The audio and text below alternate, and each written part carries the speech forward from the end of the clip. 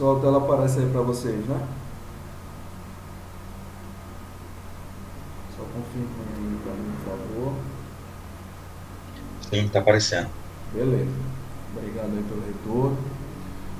Então, qual é o cronograma da nossa aula de hoje, né? Vou falar rapidamente, superficialmente, sobre o que a gente conversou na última aula, só para relembrar alguns conceitos e para a gente poder adentrar nessas ferramentas que é o foco, né? O foco da nossa aula de hoje, certo? Então, na última semana, pessoal, a gente trabalhou, viu que era a questão da contração muscular, né? Que é o que propriamente, digamos assim, faz o corpo se movimentar. E ela é subdividida em dois aspectos, como vocês viram: a contração isotônica, que é quando existem a alteração do movimento, seja braço, perna, e existe a alteração do volume muscular, que pode ser subdividida em concêntrica ou excêntrica. Concêntrica, obviamente, quando existe a concentração do músculo. Então eu dei o exemplo lá, quando a gente faz um exercício de bíceps, que puxa o peso em nossa direção, que aquela região fica concentrada, ou excêntrica, né, quando a gente relaxa, o músculo volta para a sua posição natural, ou quando a gente está realizando um movimento de caminhar, né, quando a nossa perna vem em direção à nossa coxa, que essa musculatura que fica na parte anterior da coxa, ela fica, digamos assim, mais enrijecida. Então esse é um movimento concêntrico. E a contração muscular também é a contração isométrica, pessoal, que é quando o músculo ele não trabalha, né? Ele está ali parado. E a gente conseguiu fazer aquela relação, por que surge o formigamento, né? Porque naquela região, como o músculo está parado, está estático, a circulação sanguínea ela não acontece da maneira como deveria acontecer. Então vão surgir alguns, digamos assim, desconfortos naquela região, que começa por um formigamento, né? A seguida do formigamento vem até uma fadiga e assim consequentemente. A partir da contração muscular, a gente viu a questão do trabalho estático e do trabalho dinâmico. Então, o trabalho estático, bem resumidamente e popularmente, é aquele trabalho que o indivíduo está parado, né? Não está exercendo nenhum movimento com determinado segmento corporal. E o trabalho dinâmico, que o indivíduo está exercendo algum movimento com o segmento corporal. Relembrando que nenhum trabalho é exclusivamente estático ou exclusivamente dinâmico. Então, é possível que o indivíduo realize um trabalho em que as pernas dele exerçam um trabalho estático, fiquem parados pela maior parte do tempo, mas os membros superiores realizam constantemente um trabalho dinâmico, ou vice-versa. Então, só fazendo esse parênteses, que nunca vai existir um trabalho só estático ou um trabalho dinâmico.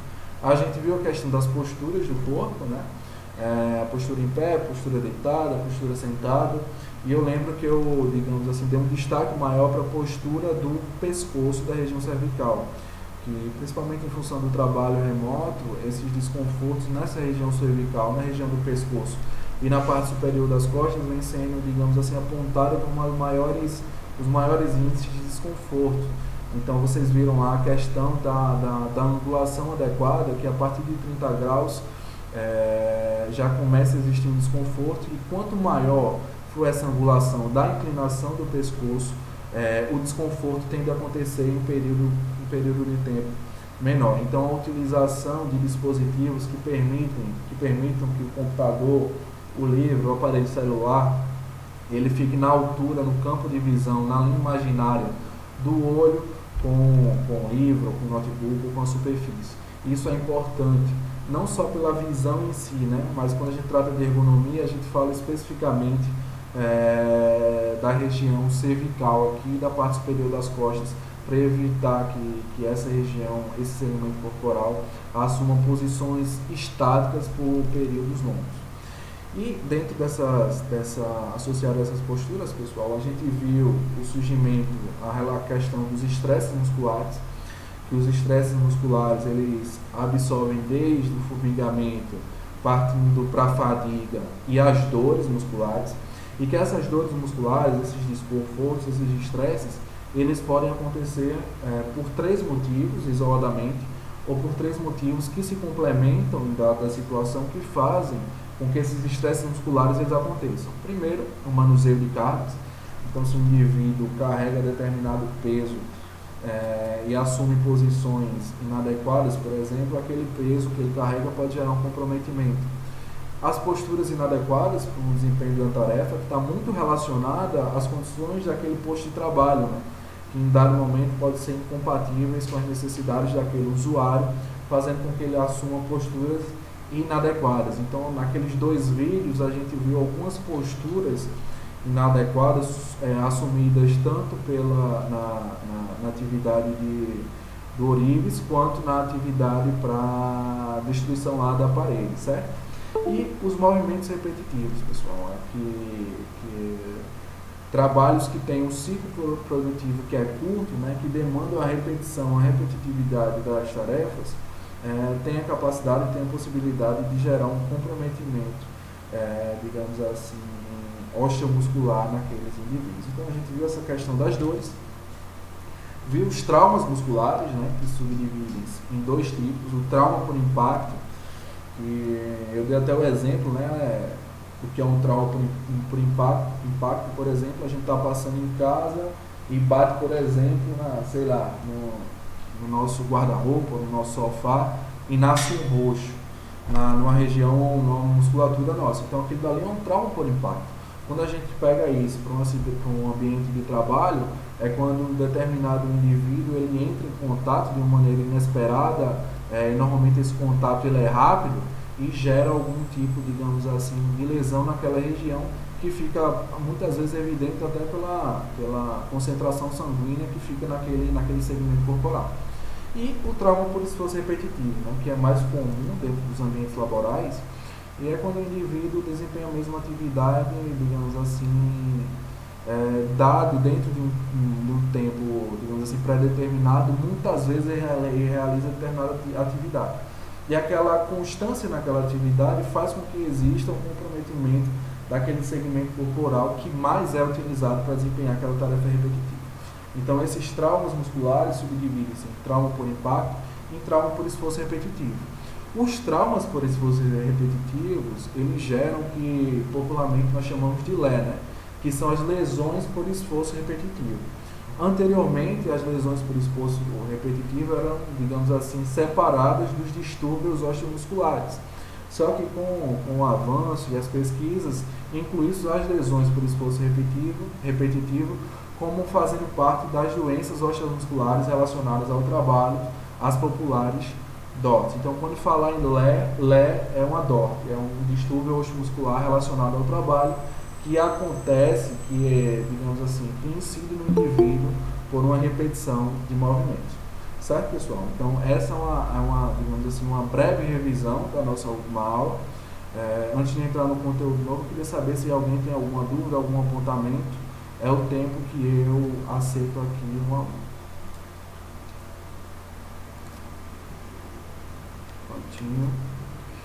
Então, isso, em linhas gerais, foi o que a gente trabalhou na última aula, certo? Hoje, o que a gente vai entrar, como eu já falei anteriormente, são nas ferramentas. Então, as principais ferramentas que são utilizadas, pessoal, quando a gente pensa, digamos assim, em analisar as condições biomecânicas, é sempre OAS, RULA, REBA, NIOSH, OCRA, certo? E de maneira complementar a essas ferramentas, a gente tem, digamos assim, as ferramentas que buscam avaliar os segmentos corporais que, digamos assim, o indivíduo está sentindo algum desconforto, certo? Elas funcionam como ferramentas complementares.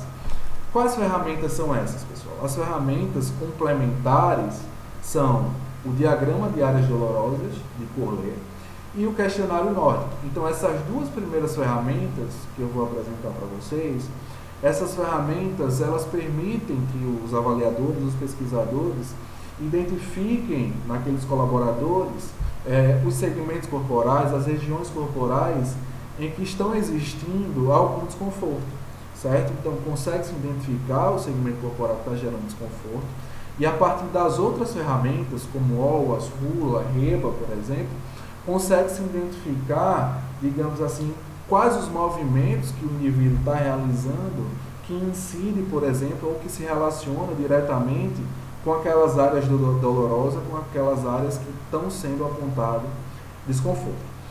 Um aspecto que eu queria pontuar para vocês é que essas ferramentas aqui, pessoal, elas não foram necessariamente, todas elas, ou obrigatoriamente, desenvolvidas para avaliar os aspectos biomecânicos, certo?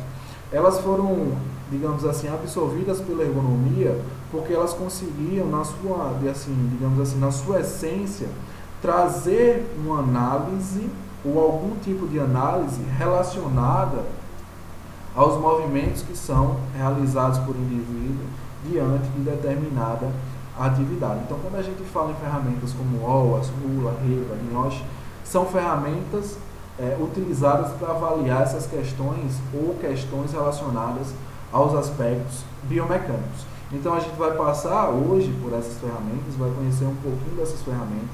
Acredito que alguma delas você já conhece, já tenha ouvido falar ou já tenha aplicado, mas é bom que digamos assim, para quem já conhece, a gente fortalece esse conhecimento, né? A gente relembra, para quem não conhece, vai ser apresentado essas ferramentas que eu considero muito importantes dentro da ergonomia, certo? A primeira delas, pessoal, é o diagrama de áreas dolorosas, né? Que foi desenvolvido por Corley e Manenick em 1980. Então, quando se fala em diagrama de Corley, todo mundo conhece, né? Um diagrama que é utilizado para avaliar as regiões corporais que o indivíduo está sentindo algum desconforto. Então, o diagrama clássico, pessoal, ele varia numa escala de 0 a 7. 0, sem desconforto, 7, extremamente desconfortável com relação àquele segmento corporal. Antes de adentrar digamos assim, nas regiões ou segmentos que são avaliados por essa ferramenta, quando a gente analisa a literatura, a gente encontra, digamos assim, outras adaptações desse diagrama. Como assim outras adaptações? Com a escala, por exemplo, de 5 pontos. Então foi enxugada de 7 para 5, certo? Para que minimizar, digamos assim, potenciais, digamos, discrepâncias entre o que o indivíduo está sentindo e o que a ferramenta, o que ele apontou na ferramenta, né? Porque entre o que você tem e o que você acha que tem, pode gerar alguma, digamos assim, inconsistência quando existe o apontamento em uma ferramenta. Então, se vocês forem analisar na literatura vocês vão encontrar a adaptação desse diagrama, né? Mas o diagrama clássico utilizado, desenvolvido como base para todas, é esse diagrama aqui. Esse diagrama, pessoal, ele busca avaliar todo o lado, segmento corporal do lado direito e todo o segmento corporal do lado esquerdo. Então, ele busca avaliar o ombro, lado direito e lado esquerdo, a questão do braço, principalmente na região do bíceps, né? Bíceps e tríceps, aqui representado pelo número 1, 2, o antebraço, certo? A questão do pescoço, aqui representado pelo número 3, 1. A questão do dorso superior, 3, 2. A questão do dorso médio, que é a parte média das costas. O dorso inferior aqui, pessoal, que é a região da coluna, 3, 4. O quadril, que é o 3, 5, é a região dos glúteos, certo? Coxa, vocês sabem o que é? Perna, vocês sabem a parte que fica a nossa panturrilha e o pé. Então, pessoal, ele busca, qual é a ideia dessa ferramenta? A gente chega em um colaborador e tenta identificar com ele quais são os segmentos corporais que ele está sentindo algum desconforto. Se ele não estiver sentindo nenhum desconforto, ele tende a marcar 0. Se aquela região, aquele segmento corporal, digamos assim, apresenta muita dor, formigamento, fadiga, ele tende a apontar um nível de 5, 6, 7. Então, a partir desse apontamento do colaborador, da região que ele está sentindo desconforto, a gente consegue olhar para a atividade e identificar se existe algum movimento que aquele indivíduo está desempenhando que está comprometendo esse segmento corporal em específico. Então, como eu falei para vocês, essas duas primeiras ferramentas que eu estou apresentando para vocês, elas funcionam como uma ferramenta complementar. Por quê? A partir das análises das condições biomecânicas dos movimentos realizados, a gente consegue ter uma avaliação. quando a gente traz essa ferramenta que busca avaliar os segmentos corporais que apresentam dor, a gente tem uma complementação das duas informações, porque a partir disso a gente consegue observar, por exemplo, uma relação direta, né, entre um movimento constante, repetitivo, que incidem nos ombros, e um desconforto informado pelo colaborador no ombro direito, por exemplo. Então, quando a gente faz o cruzamento dessas duas informações, a gente vê que é importante que exista, por exemplo, uma correção naquela atividade para minimizar os impactos no que tange a incidência de desconforto no ombro direito do colaborador, como é o caso do exemplo que eu estou dando agora para vocês. Diagrama de Collet. Tranquilo, né, pessoal? Alguma dúvida aí com relação a esse diagrama? Me deem esse feedback aí, é um diagrama bem tranquilo, é quase que um checklist, certo? Podem falar por áudio, pelo chat, e a cada ferramenta eu vou perguntar se vocês já conheciam, tá bem? Primeira pergunta, já conheciam essa ferramenta? Segunda pergunta, conseguiram ter uma noção básica do que se trata essa ferramenta? Dessa forma que foi apresentada, não, mas no trabalho a gente já participou de uma pesquisa, né, ergonômica, que mapeava alguns pontos assim de dor que a gente poderia estar sentindo. Beleza. Quem foi que falou aí, só para eu saber do que eu estou falando? Denis, Chico Beleza, Denis. beleza, Denis. Obrigado aí pelo feedback. Os demais, pessoal, precisa aí de mais retornos para que a gente possa avançar. Pelo menos um okzinho aí no chat já ajuda aqui o professor para que a gente possa caminhar, tá bem? Marcos Veras aqui deu o retorno.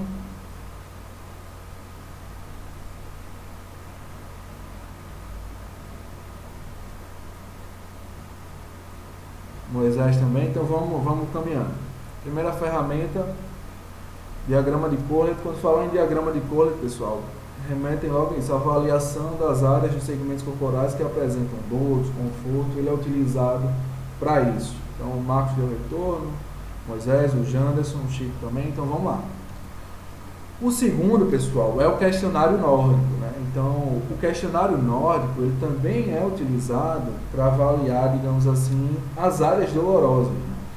Então, às vezes a gente acaba confundindo o que é o diagrama de Collet, o que é o questionário nórdico. Então, sendo bem sucinto, o questionário, o diagrama de Collet, ele busca identificar os desconfortos pontualmente. Está sentindo dor? Sim? Não. De quanto? Entre 0 a 7.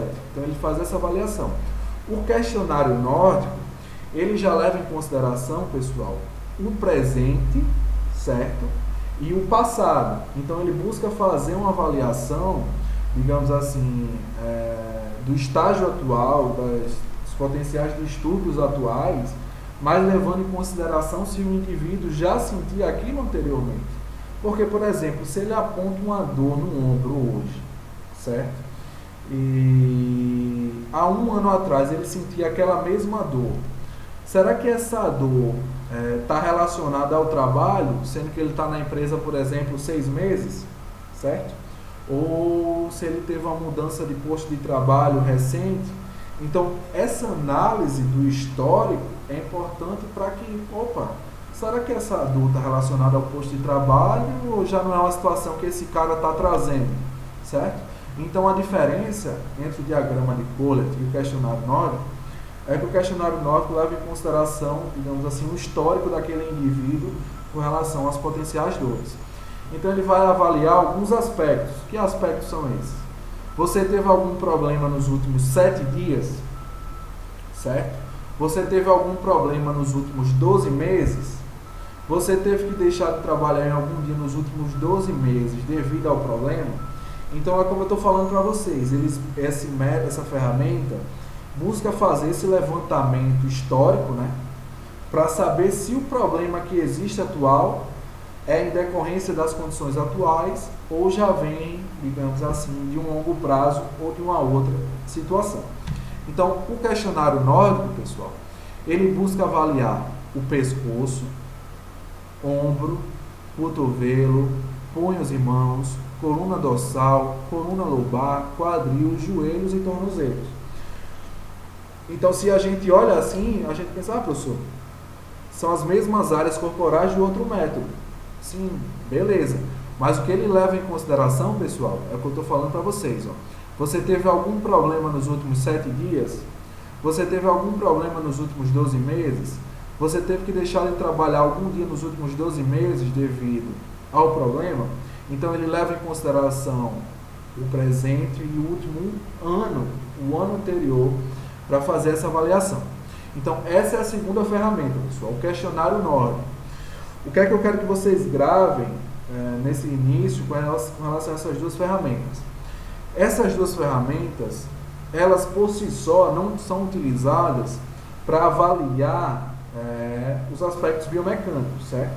Elas são utilizadas como ferramentas complementares a outros métodos para que se gere uma avaliação das condições biomecânicas daquela situação, daquela atividade. Então a gente faz uma avaliação com um determinado método, pode ser o WOAS, o RULA, o REBA, ou qualquer outro, e vem com o questionário nórdico, com o diagrama de Corlett, para fazer essa análise complementar. Esse é o primeiro ponto. Segundo ponto que eu quero que vocês consigam gravar. Diferença entre o diagrama de Corlett e o questionário nórdico. Os dois, em linhas gerais, avaliam os mesmos segmentos corporais. A diferença é, diagrama de Corlett leva em consideração só o momento presente, certo? O estágio atual daqueles segmentos, o indivíduo sente alguma dor, algum desconforto. O questionário nórdico, ele é um pouco mais completo porque ele leva em consideração o presente, certo? E leva em consideração o ano anterior. Então ele dá uma informação um pouco mais precisa. Então eu quero que essa diferença que existe entre essas duas ferramentas fique clara aí para vocês. Perguntas. Ficou clara a diferença entre os dois métodos, pessoal? A pergunta é só essa. Ou se alguém tem alguma outra dúvida, pode falar aí para a gente tentar sanar, certo? Mas a pergunta em linhas gerais é essa. Para entender do que se tratam essas ferramentas, é tranquilo. Eu vou avaliar se está sentindo dor ou desconforto. Mas a diferença entre elas, porque elas são diferentes, isso precisa ficar claro para vocês. Ficou claro, pessoal? Essas duas ferramentas e a diferença entre elas? Dê esse retorno aí, por favor.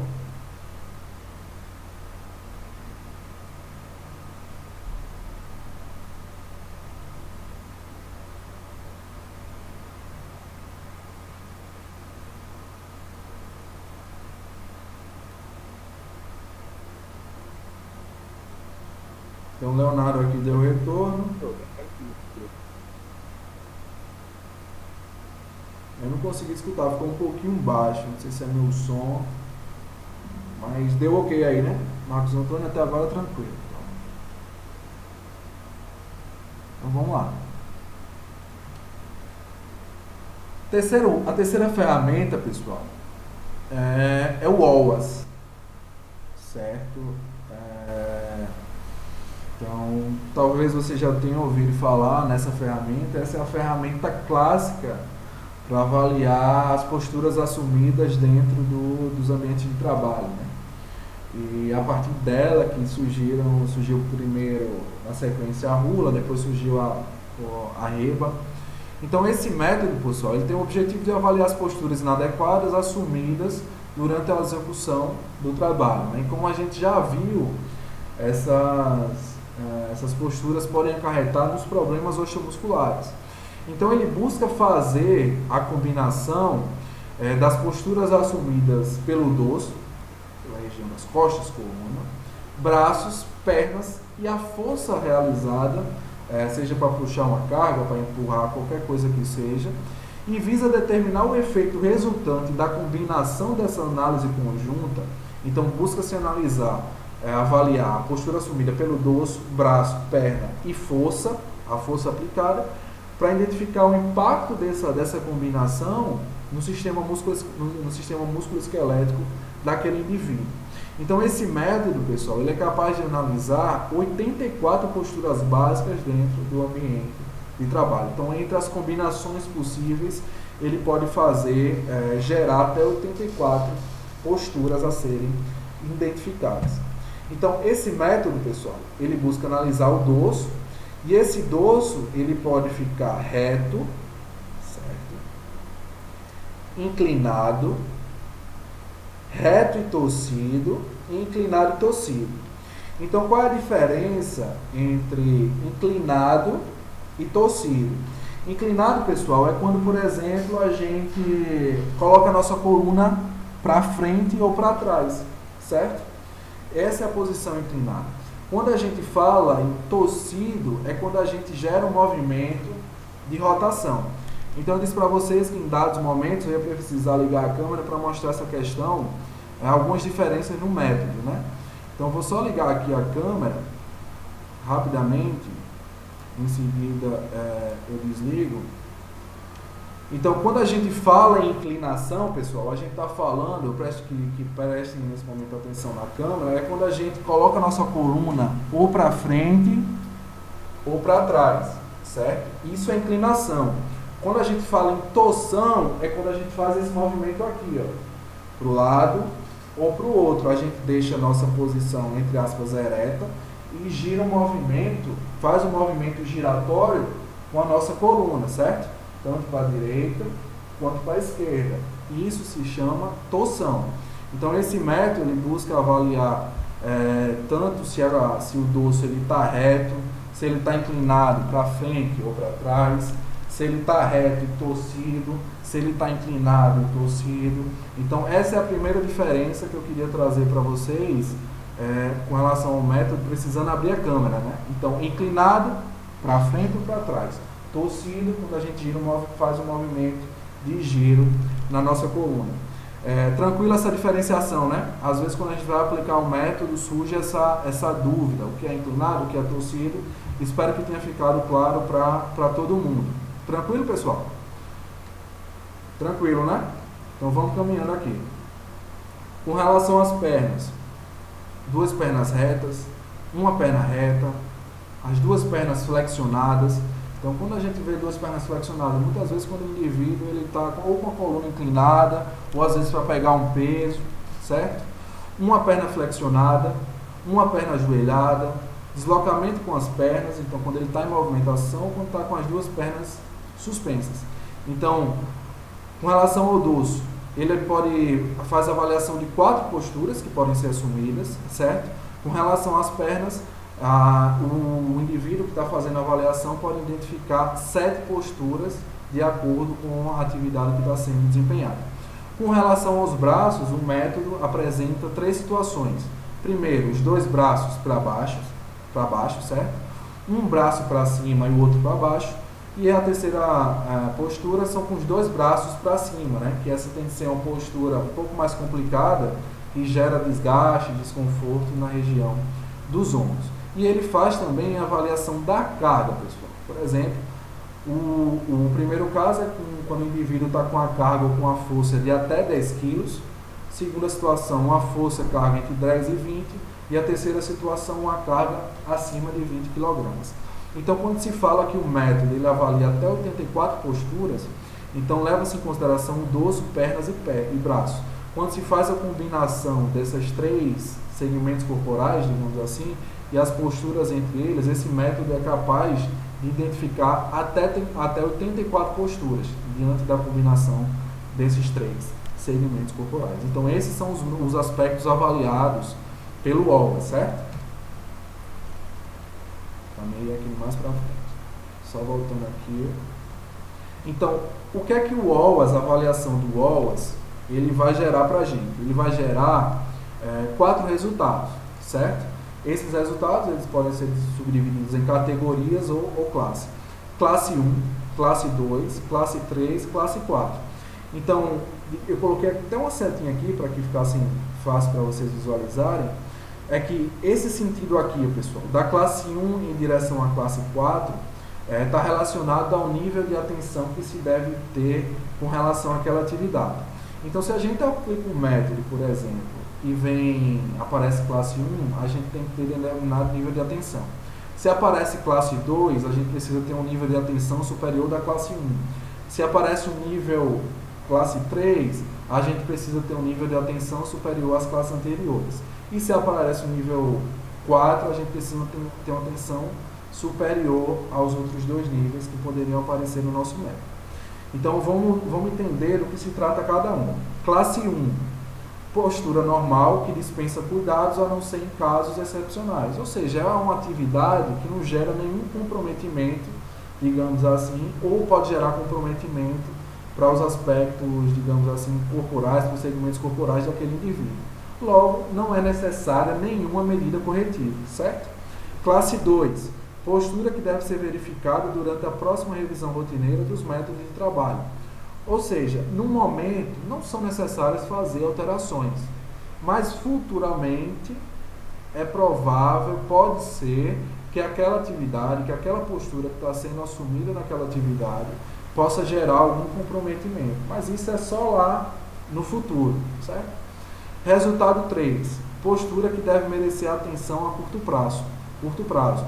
Ou seja, são necessárias medidas corretivas tão logo quanto possível. Então, é uma situação, digamos assim, mais emergencial, entre aspas, né?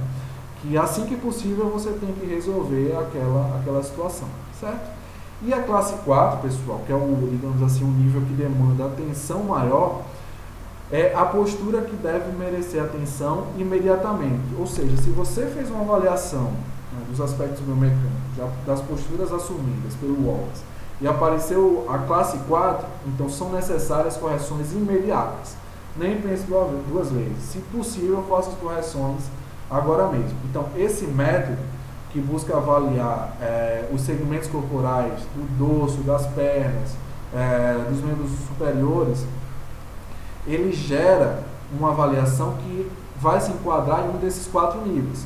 E a partir desses 4 níveis, a ferramenta vai gerar, digamos assim, uma recomendação. O que você deve fazer com relação àquela atividade, com relação àquela tarefa. Até aqui, pessoal, tranquilo, né? Então, o que é que a gente viu? Os aspectos que são avaliados no OAS e a gente viu os resultados que são gerados. Podem ser encontrados 4 níveis de resultados. Nível 1, que não precisa nenhuma alteração, até o nível 4, que necessita uma alteração imediatamente, logo, rápido, urgente, certo? Esse método, pessoal, ele pode ser avaliado, digamos assim, ser utilizado para avaliação de 2 maneiras. A primeira delas é a avaliação do tipo 1, que é a classificação das posturas de acordo com a duração das posturas. Ou seja, eu quero fazer uma avaliação isolada dos segmentos corporais. Por um acaso, eu estou olhando determinada atividade, eu estou achando que existe um comprometimento, sei lá, do ombro ou da coluna. Então, eu quero fazer uma análise mais pontual, certo? Então, esse método permite que a gente faça essa análise mais pontual de algum segmento corporal, de alguma região do corpo em específico.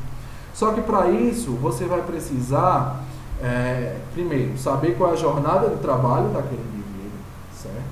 E saber também qual é o segmento corporal que você quer avaliar. Então, por exemplo, eu quero avaliar a coluna de determinado indivíduo, porque eu estou achando que por dado motivo existe um comprometimento daquela região corporal, certo? E vendo aquela atividade, eu identifico que ele passa muito tempo com o dorso reto e torcido. Então, dorso reto e torcido, como eu mostrei para vocês, um giro, certo? Ou para o lado direito ou para o lado esquerdo. Então, quando eu vou fazer, digamos assim, a identificação de quanto tempo ele passa nesse tempo, eu levo em consideração a jornada de trabalho daquele indivíduo e observo que ele passa 50% do tempo nessa posição, com o dorso reto e torcido, certo? Então, quando eu identifico que ele passa 50% do tempo com o dorso reto e torcido, o método indica o nível 2, a classe de nível 2. Quando a gente olha aqui a recomendação, postura que deve ser verificada durante a próxima revisão rotineira dos métodos de trabalho. Então, ele passar 50% do tempo com o dorso reto e torcido, a princípio não está gerando nenhum comprometimento, porque o método mostrou para a gente aqui, ó, o nível 2, certo? Só que, por um acaso, eu observei que ao invés de passar 50% da jornada, ele está passando agora 90% da jornada com dorso reto e torcido. Então, quando eu faço essa relação aqui, ó, dorso reto e torcido, 90% da jornada de trabalho, a classe muda, ó, classe 3, postura que deve merecer atenção ao curto braço. Então, eu vou precisar fazer alguma alteração naquela atividade que está sendo desempenhada, para que aquele indivíduo não passe tanto tempo com o dorso reto e torcido, porque essa torção, né, pode gerar um comprometimento da coluna no que tange esse movimento que a gente faz. Né? Podem fazer isso. Se vocês fizerem esse movimento, vocês sentem que essa região do lado esquerdo existe um comprometimento, existe uma movimentação. Quando a gente faz esse movimento do lado esquerdo, é do lado direito que a gente sente a movimentação. Então, quando isso é, sei lá, 90% de uma jornada, sei lá, então a jornada lá de 7 horas, levando em consideração o resto que é para almoço e tal, mas ele trabalha efetivamente entre 6 e 7 horas, e dessas 6, 7 horas ele passa um tempo considerável nessa posição aqui. Será que não vai existir comprometimento? Pelo método, ele passando 90% dessa jornada nessa postura, talvez exista um comprometimento, é necessário fazer alguma alteração. Com relação a essa primeira forma de avaliação, pessoal, ficou tranquilo aí para todo mundo? Preciso desse feedback de vocês, certo? É só um cruzamento simples, né? Para avaliar um aspecto pontual aqui, certo?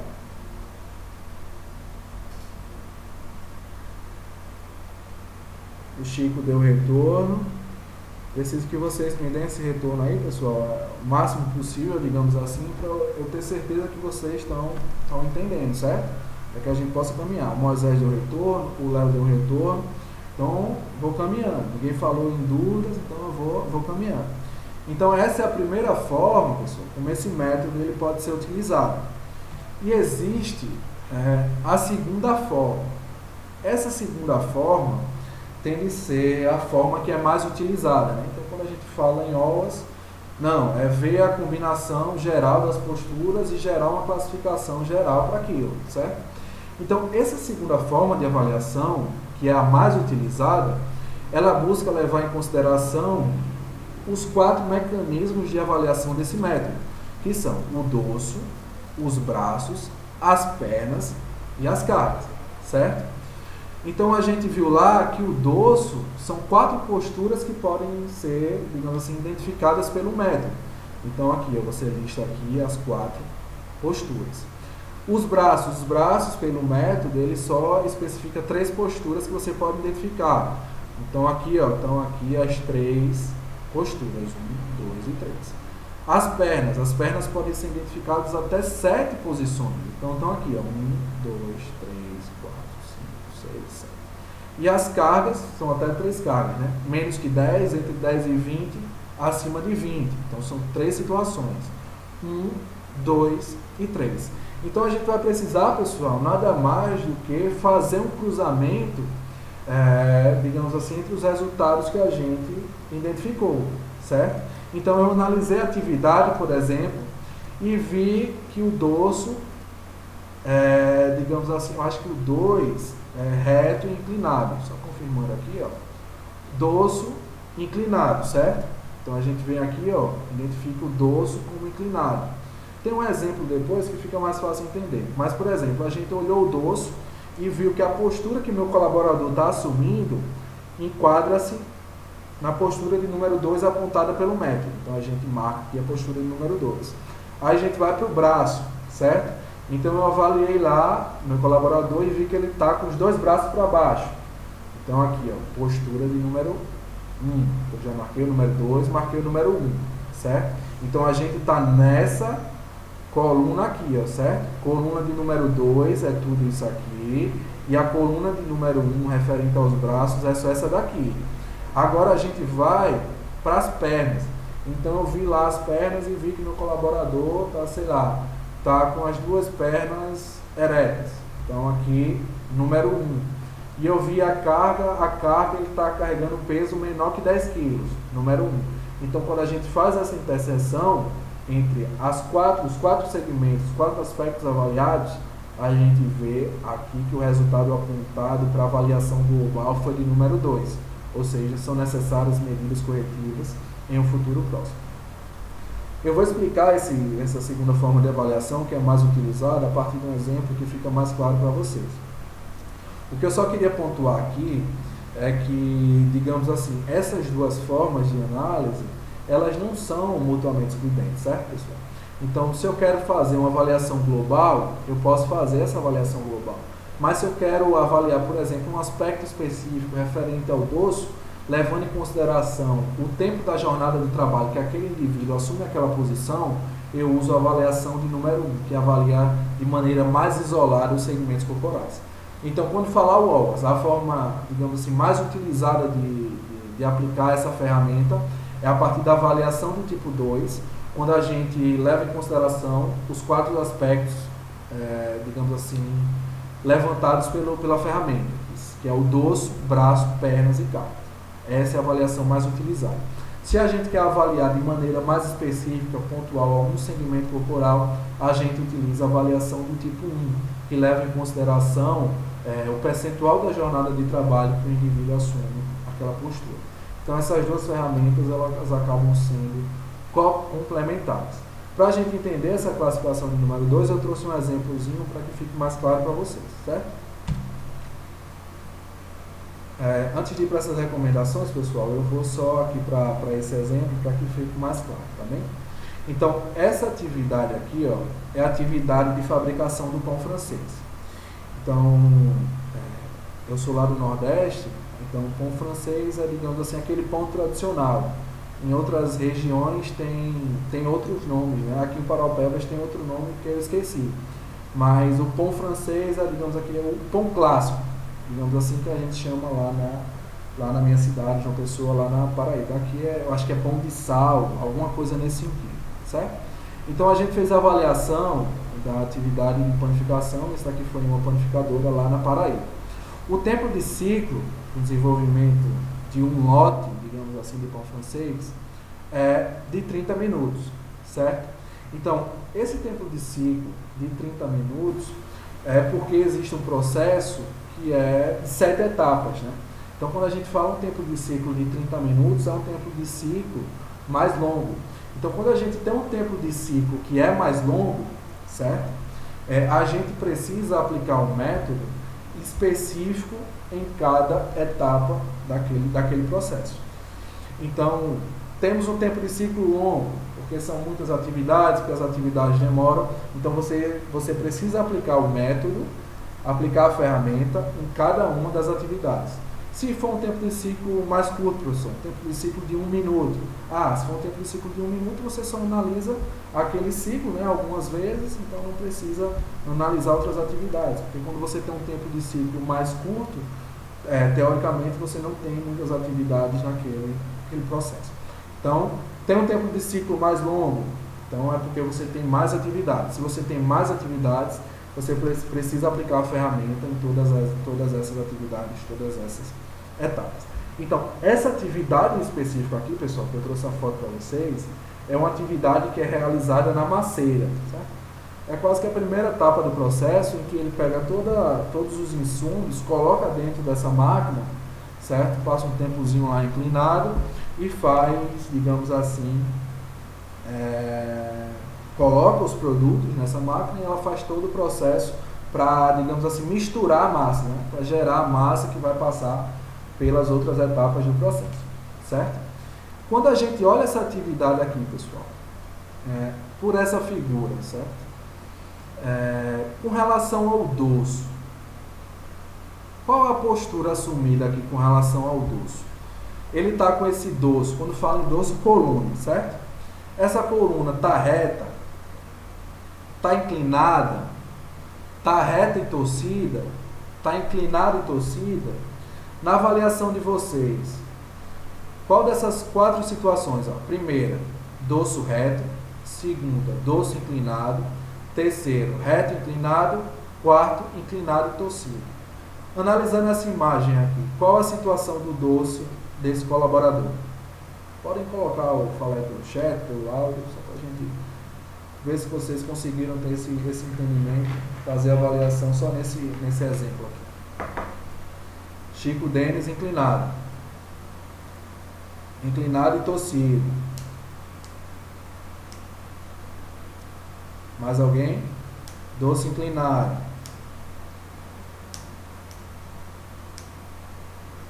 Certo. Mais alguém aí, pessoal? Inclinado, inclinado. A princípio, só quem pontuou diferente da maioria, digamos assim, foram o Marcos Antônio e a Gilvana. Então, especificamente nesse caso, ele está apenas com o dorso inclinado. Então, como eu falei para vocês, pessoal, o dorso inclinado é quando a postura está só para frente, certo? Quando o dorso está inclinado. Quando o dorso está torcido, ele tem uma inclinação, certo? Para o lado direito ou para o lado esquerdo. É como se ele saísse do seu plano natural, certo? Eu vou falar para vocês mais na frente no que a gente se chama de plano sagital, que é, digamos assim, aquela divisão entre direita e esquerda, certo? Quando o dorso está inclinado, o plano sagital ele é respeitado. Não existe uma mudança de postura nem para a esquerda nem para a direita. Já quando o dorso está torcido, esse plano sagital entre direita e esquerda, o indivíduo ele gera uma rotação para um desses lados do plano, ou para o lado direito ou para o lado esquerdo. Então, nesse caso específico, ele não está gerando, não está apresentando nenhuma rotação nem para o lado direito, nem para o lado esquerdo, certo? Ele exclusivamente está com o dorso apenas inclinado, certo? Tranquilo aí, Marcos e Gilvana? Só para ver se vocês conseguiram ter esse entender. A Gilvana deu retorno. Tranquilo também aí, Marcos? Tranquilo. Então, beleza. Então, vamos caminhando. Então, quando a gente olha os braços dele aqui, não tem muita dúvida, né, pessoal? Então, os dois braços dele estão para baixo. Então, aqui não gera muita dúvida. Quando a gente olha as duas pernas, né? As duas pernas estão retas. Só um instantinho.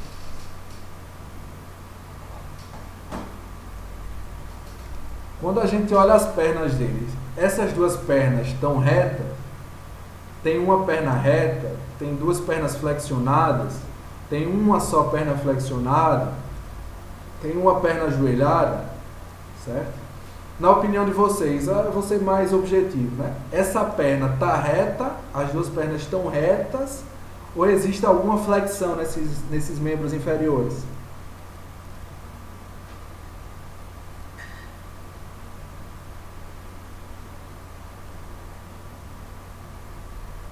Perna reta ou perna flexionada? O Chico já deu um retorno, que existe uma flexão, certo?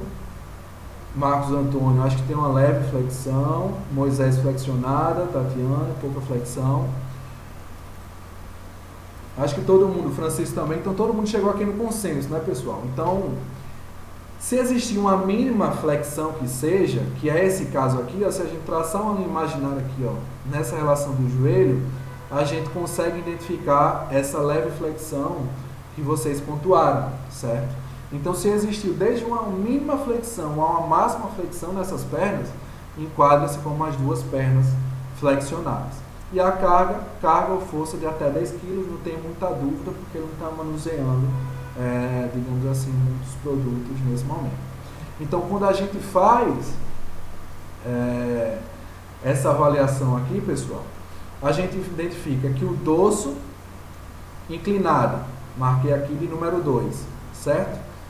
Que os dois braços estão para baixo, marquei aqui o de número 1. As pernas, duas pernas flexionadas, número 3. Carga ou força de até 10 kg, número 1. Quando a gente faz essa interseção aqui, ó, 2S, a gente chega nessa linha aqui, as colunas possíveis são de 2 e 3, mas como a força é 1, a interseção é essa. O resultado é 2. Então, quando o resultado é 2, é que são necessárias medidas corretivas em um futuro próximo. Tranquilo, pessoal? O resultado que foi gerado? Ficou claro? De imediato não são mudanças, digamos assim, necessárias para esse caso, certo? Porque não está gerando um comprometimento.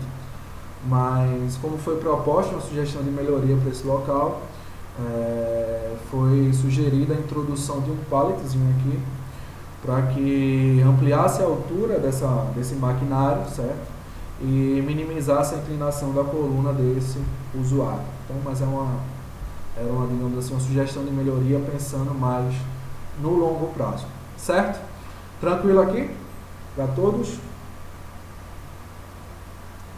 O resultado que foi gerado, como foi encontrado?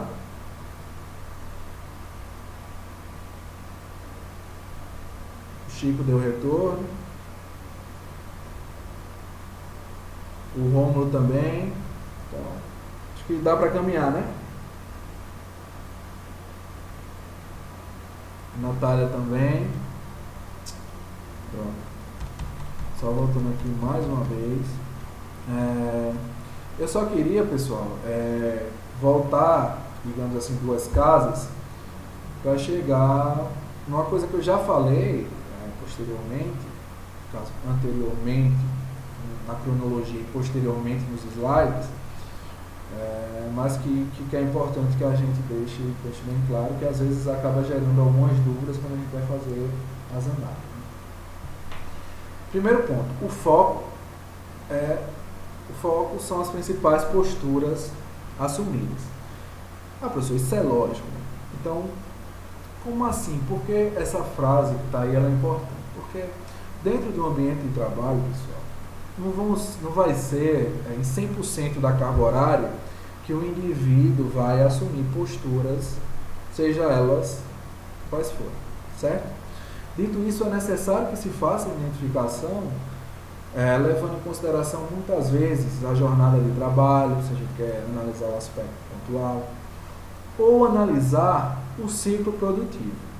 Então a gente aprende que lead time, primeira definição, é o tempo que um produto leva para atravessar todo o processo, desde o momento que ele que é feito o pedido até que ele chegue lá no meu cliente, certo? E o ciclo produtivo, pessoal, toda atividade, todo colaborador, ele vai ter um ciclo produtivo inerente. O que seria isso? O conjunto de atividades que determinado produto ou matéria-prima precisa passar para sair de um subsistema ou para sair de um sistema mais amplo. Então, por exemplo, eu estou desempenhando uma atividade que a matéria-prima que passa pelo meu processo, comigo ela precisa passar por 5 etapas, certo?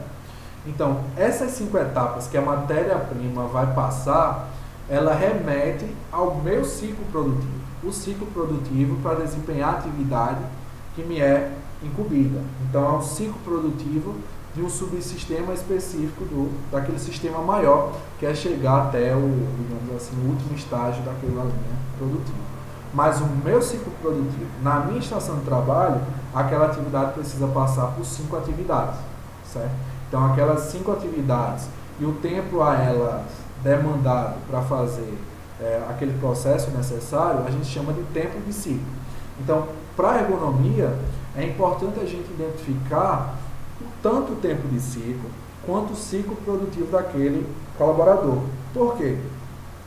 Porque o ciclo produtivo, ele vai direcionar a forma como a ferramenta ela vai ser aplicada.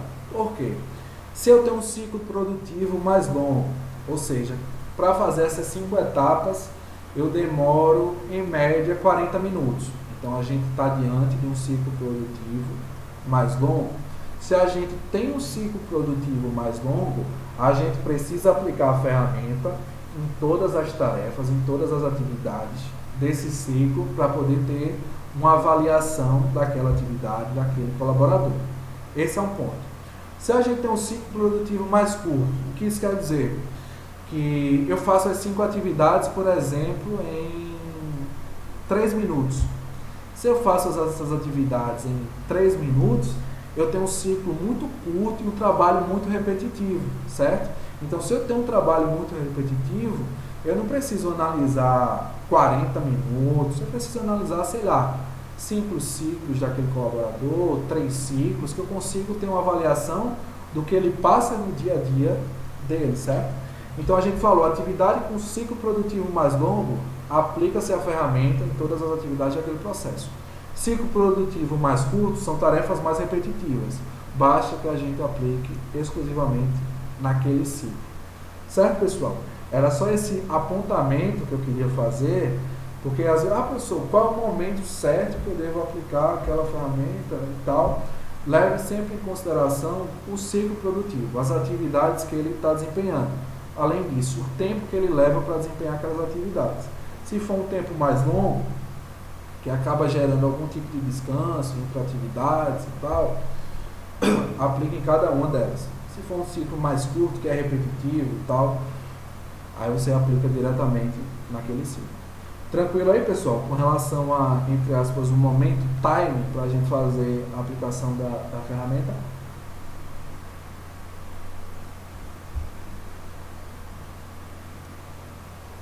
Tranquilo, né? Então acho que eu vou caminhando. Ninguém se manifestou com dúvidas, nem com relação ao ciclo, nem com relação ao time. Ficou claro, acho que ficou clara essa diferença para vocês, entre o ciclo mais curto e o ciclo mais longo, tá bem? Então, pessoal, essa foi a terceira ferramenta que eu apresentei para vocês. Tranquilo, né? Com relação ao aulas, bem tranquilinho. Me dê esse retorno aí, porque eu preciso passar pro Rula, certo? Só dê um ok aí no chat, que já me auxilia bastante para eu saber se vocês conseguiram ter esse entendimento necessário. Então a Tatiana deu retorno, o Chico deu retorno, o Léo também deu o retorno, o Moisés, a Elisete, o Marcelo, o Janderson, então o Romulo, então pressuponho que tenha ficado claro para todos. O Marcos também, então vamos lá. O Aulas, como eu falei para vocês, digamos assim, é a ferramenta clássica. Foi a partir dele, digamos assim, que surgiram outras ferramentas. E entre elas surgiu o Rula, certo, pessoal? O Rula busca avaliar as posturas assumidas, mas acaba tendo, digamos assim, uma recomendação maior para os trabalhos que são repetitivos, certo? Principalmente nos segmentos referentes aos membros superiores, certo? Então falou o Rula mais indicado, mais recomendado para essa avaliação dos membros superiores que tem uma maior repetitividade, porque ele apresenta um maior detalhamento que o Aulas, certo? Então vocês vão perceber isso. Então é um método, no caso uma ferramenta de registro das posturas exigidas no trabalho para identificar esses esforços musculares na coluna, membros superiores e inferiores, certo? Então ele vai categorizar os níveis de ação. Então lá no Aulas nós tínhamos os níveis de ação, 1, 2, 3, 4. No Rula ele vai gerar uma pontuação também, subdividida em níveis de ação, né? A partir da avaliação dos braços, antebraços, punhos, pescoço, troncos e pernas. Então quando a gente vê que ele avalia braços, antebraços e punhos, a gente já vê que tem um maior detalhamento. Porque se vocês remeterem ao Aulas, ele avalia apenas se os dois braços estão para cima, se um está para baixo, se os dois braços estão para baixo. Aqui não, faz a avaliação dos braços, antebraços e punhos. Então essa já é uma pequena diferença entre os dois métodos. Falou em Rula, maior detalhamento, principalmente dos membros superiores, mais recomendado para trabalhos repetitivos que abrangem os membros superiores, certo? Quais são as categorias de ação, pessoal? Lá no Aulas eram gerados 4 níveis, né? 4 classes, e ele gerava 4 pontuação. Aqui são também 4 níveis, nível 1, 2, 3 e 4. Então, para o nível 1, a pontuação pela ferramenta é quando se encontra a pontuação 1 ou 2. Então, se você aplicou a ferramenta e encontrou essa pontuação ao final do método, qual é a recomendação? Postura aceitável se não for repetida ou mantida mantida durante longos períodos. Encontrei esses métodos, verifiquei que o indivíduo não assume aquelas posturas recorrentemente, digamos, repetitivamente. Então não precisa fazer nenhuma alteração. Nível 2 é quando a ferramenta nos fornece uma pontuação 3 a 4. Então é necessário que você faça uma avaliação daquela atividade, porque talvez seja conveniente introduzir algumas alterações. Então essas alterações vão estar relacionadas à avaliação que você vai fazer, digamos assim, mais detalhada dos segmentos corporais, como eles estão sendo, digamos assim, acometidos naquela atividade. Nível 3, as pontuações geradas 5 ou 6, então clique a ferramenta, gerou 5 ou 6, aí se enquadra no nível de ação 3, que você precisa realizar uma mudança rapidamente. Nível 4, uma pontuação maior ou igual a 7, você precisa de mudanças imediatas. Então, em linhas gerais, pessoal, segue mais ou menos os níveis de ação que a gente viu lá no método, na ferramenta anterior, no OLA, certo? O que vai diferenciar é que ele vai gerar uma pontuação maior porque ele faz um detalhamento maior dos segmentos corporais. Então é por isso que o nível abrange uma pontuação maior do que lá na ferramenta OLA, certo? Então, essa ferramenta, pessoal, ele vai avaliar dois grupos principais. O grupo A, referente aos membros superiores e pulso, certo? E o grupo B, referente a pescoço, tronco e membros inferiores. Então, por exemplo, quando a gente fala pontuação da postura do braço. Então, quando ele fala no braço, ele está falando no braço todo, desde da parte inicial do ombro aqui até a mão. Então, são identificadas 4 posturas assumidas. Primeira postura, quando esse braço ele faz uma angulação de 20 graus, no máximo para frente e no máximo 20 graus para trás. Então, é uma postura normal, pessoal. Quando eu ergo meu braço, não dá para ficar em pé. Quando eu não sei se pela figura dá para vocês visualizarem. Deixa eu só dar um zoom. Então, a gente está falando aqui, ó, dessa primeira posição. Então, aqui é um indivíduo na posição ereta. Então, quando ele estica esse braço até 20 graus aqui, ó, que é uma postura natural que a gente assume, ou até menos 20 graus, o método classifica, a ferramenta classifica essa postura como sendo de número 1, certo? Postura de número 2 é quando esse indivíduo realiza movimentos nesses braços que são acima de 20 graus, certo? Acima de 20 graus na parte frontal ou acima de 20 graus na parte anterior, certo? Então, aqui pela figura a gente consegue ver é quando esse indivíduo faz esse movimento, deixa esse braço aquém de 20 graus até 45, ou tanto na frente quanto atrás. A terceira postura do método é quando esse indivíduo assume uma posição desses braços entre 45 e 90 graus. 90 graus, para vocês terem como referência, é a altura do ombro, seria essa posição aqui. Então, se o indivíduo assume constantemente essa posição entre 45 e 90, é a postura de número 3, pontuação de número 3. E a pontuação de número 4 é quando o indivíduo fica com o braço na altura do ombro, né? 90 graus ou mais, certo? Então, são essas 4 pontuações que são, digamos assim, especificadas pelo método para a gente aferir com relação aos braços. Ainda com relação ao braço, pessoal, o método apresenta algumas pontuações extras. Que pontuações são extras? Então, por exemplo, você identifica aqui a pontuação de número 3, mas em cima dessa postura de número 3 e da pontuação de número 3, o método ele apresenta algumas considerações. Primeira consideração, se esses dois ombros estiverem elevados, assim para cima, quando a gente faz trapézio na academia, a gente joga o ombro para cima, por exemplo, para quem já fez. Então, se esses dois ombros estiverem elevados, em cima dessa pontuação de número 3 que a gente colocou para o braço, a gente adiciona mais uma, certo? Se esse ombro tiver abduzido, a gente também adiciona mais um. Então, eu queria fazer uma diferenciação para vocês, pessoal, entre adução e abdução, certo?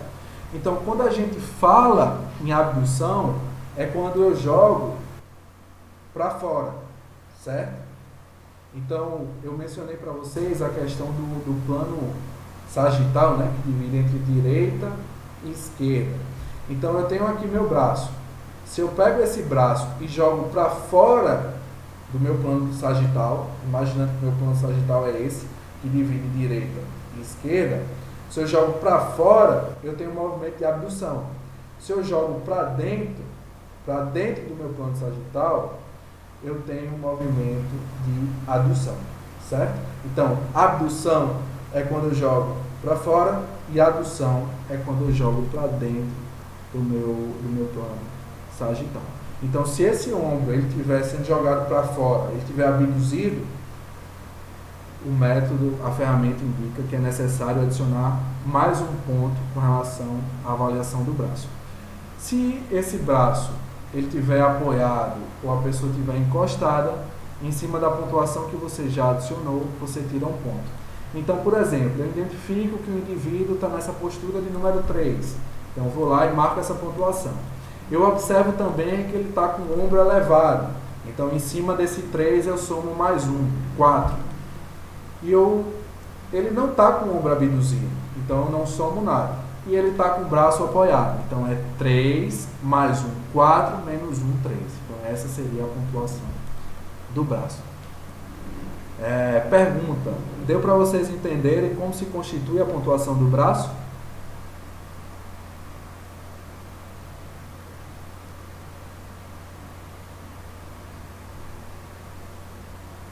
Deu aí? Só para que fique claro, o Chico deu retorno. Beleza, Chico? A Tatiane não. Então, vamos de novo. Eu vou perguntando, Tatiana, aí você vai me dando ok, certo? Com relação a essas 4 posturas primeiras, você entendeu? Eu estou mudo aí para vocês estão me escutando? Só para eu saber, porque o George perguntou aqui, para saber se é uma coisa pontual ou se é... Estão me escutando, né? Só para eu saber. Aqui está de boa. Então talvez seja uma questão específica com o George. Parte de som. Certo, Tatiana? A postura aqui você entendeu. Beleza, certo? Então você grava esse número que você colocou para a postura do braço, certo? A ferramenta ela indica que é necessário avaliar outros 3 aspectos. Quais aspectos? Se os ombros estão elevados, se o ombro está abduzido e se esse braço está apoiado. Então, minha postura que eu identifiquei para o ombro gerou uma pontuação 3, porque é essa postura aqui, certo? Só que eu tenho que analisar os outros aspectos. Então, eu fiz a avaliação da atividade e eu vi que os ombros daquele indivíduo, eles estão elevados. Então, assim para cima. Opa!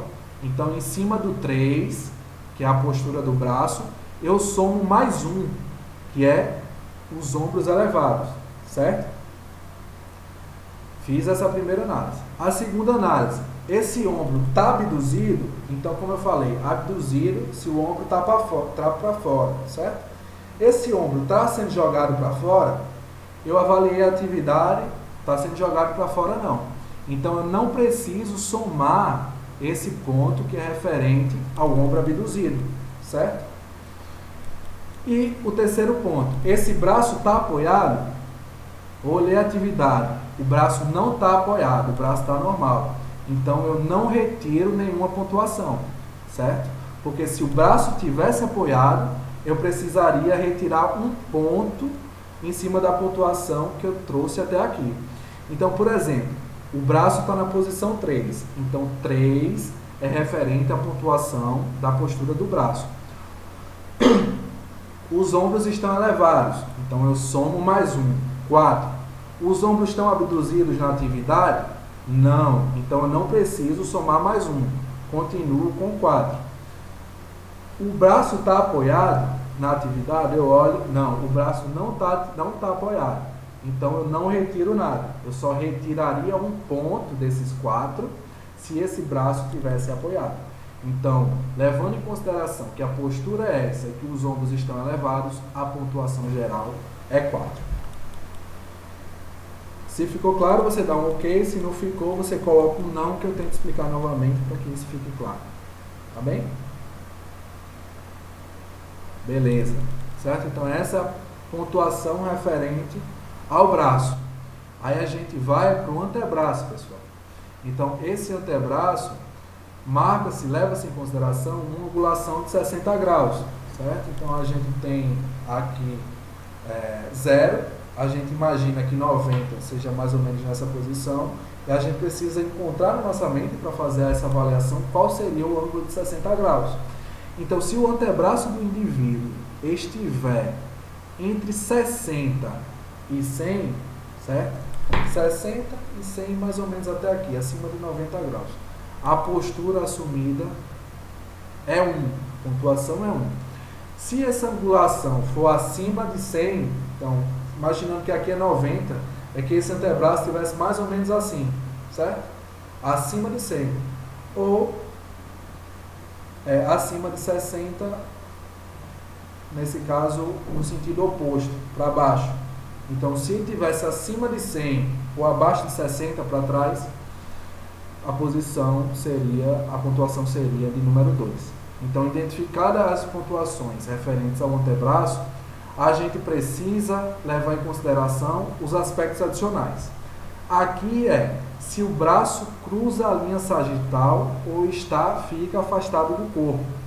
Então, como eu falei para vocês, pessoal, a linha sagital é que separa direita de esquerda, certo?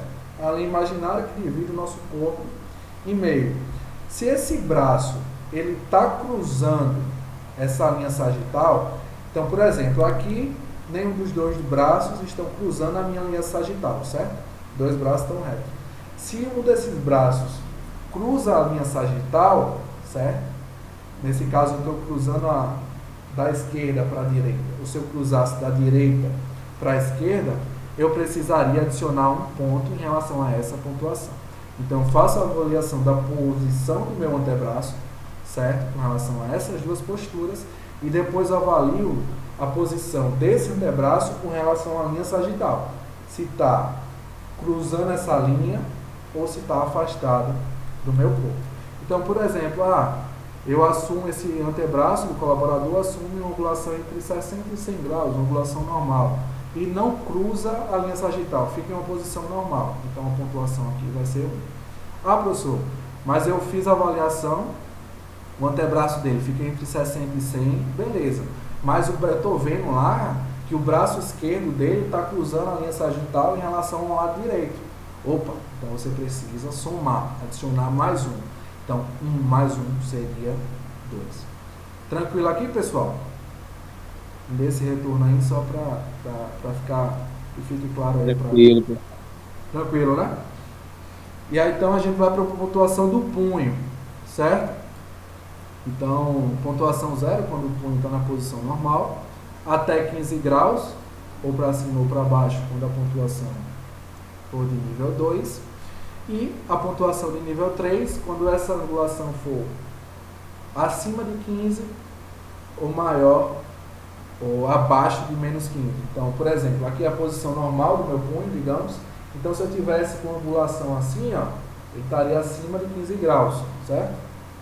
Se esse punho estivesse para baixo, menos 15 graus. Vocês podem até fazer o teste, porque quando a gente fica nessa posição, principalmente para baixo, acaba incomodando essa região.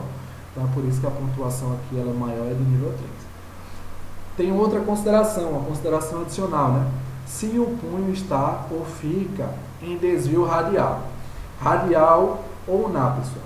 Então, o que seria esse desvio radial ou na? É quando esse punho ele está reto, ele realiza um movimento ou para dentro ou realiza um movimento para fora, certo? Então, quando ele realiza esse movimento para dentro, certo?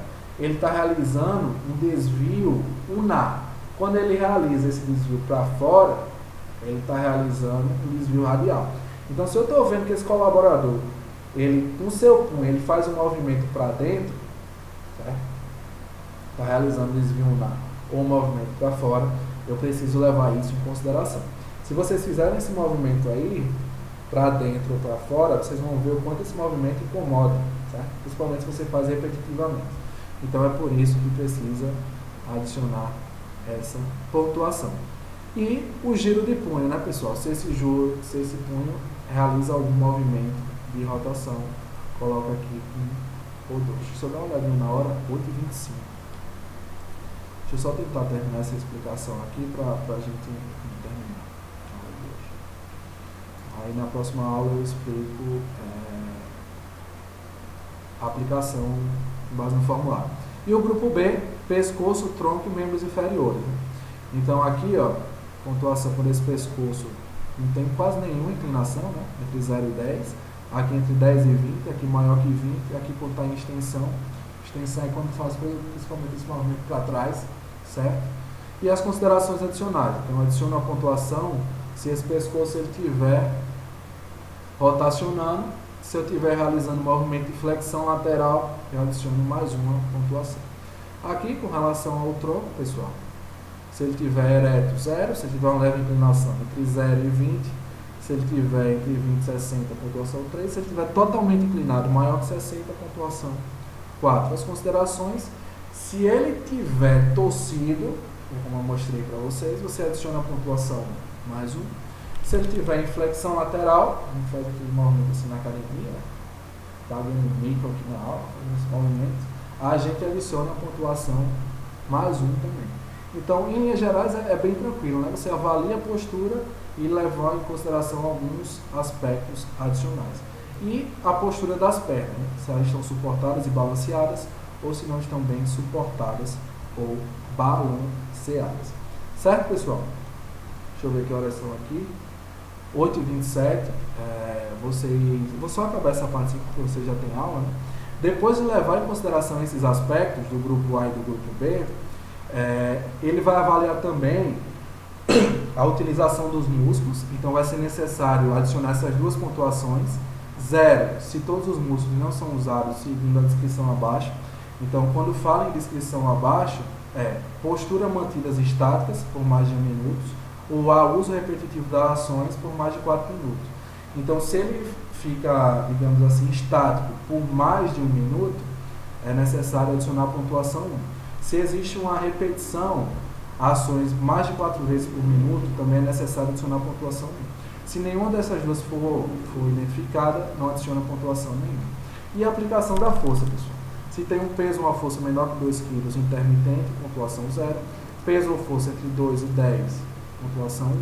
Peso ou força entre 2 e 10, estático ou repetitivo, ou maior que 10, pontuação 2. E a pontuação 3, peso ou força maior que 10, estático ou repetitivo. Então ele vai avaliar esses dois grupos e levar em consideração a utilização dos músculos e a aplicação das forças. Então é um formulário mais completo. Na próxima semana eu reviso esse método e mostro para vocês o questionário, falo sobre o último método, menciono a questão do Ergolândia e a gente finaliza essa questão das ferramentas.